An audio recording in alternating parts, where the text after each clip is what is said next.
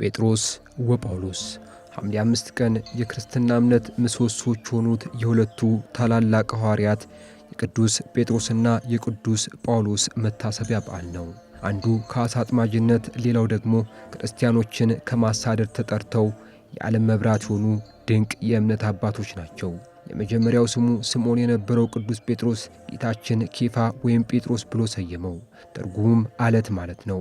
አንተ የሕያው እግዚአብሔር ልጅ ነህ ብሎ ለአይሁድ የተሰወረውን ምስጢር በመመስከሩ የመንግሥተ ሰማያት መክፈቻና የክህነት ሥልጣንን በአደራ ተቀበለ። ጌታን እጅግ ይወድ የነበረ ቢሆንም በፍርሃት ምክንያት 3 ጊዜ ክዶት ነበር። ነገር ግን በፍጹም እንባና ንስሐ ተመልሶ በጎቼን አሰማራ የሚለውን ታላቅ የቤተ ክርስቲያን አደራ ተረከበ። በአንድ ቀን ስብከቱ 3000 ሰዎችን አሳምኖ የመጀመሪያዋን አጥባ ቤተ ክርስቲያን መሰረተ።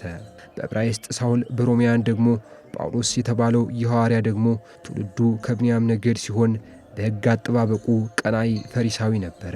ክርስቲያኖችን ለማጥፋትና ለማሰር ወደ ደማስቆ ሲጓዝ ከሰማይ የወረደ ታላቅ ብርሃን ሳኦል ሳኦል ለምን ታሳድደኛለህ የሚል ድምፅ ሕይወቱን ሙሉ በሙሉ ለወጠው።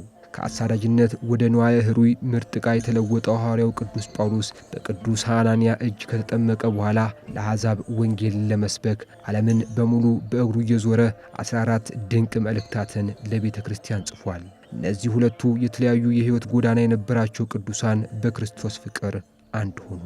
በመጨረሻም በሮም ከተማ በግፈኛው ንጉሥ በኔሮን ቄሳር ዘመን ቅዱስ ጴጥሮስ ቁልቁል ተዘግዝቆ በመሰቀል ቅዱስ ጳውሎስ ደግሞ በሰይፍ አንገቱን በመቅላት ምስክርነታቸውን በደማቸው አተሙ።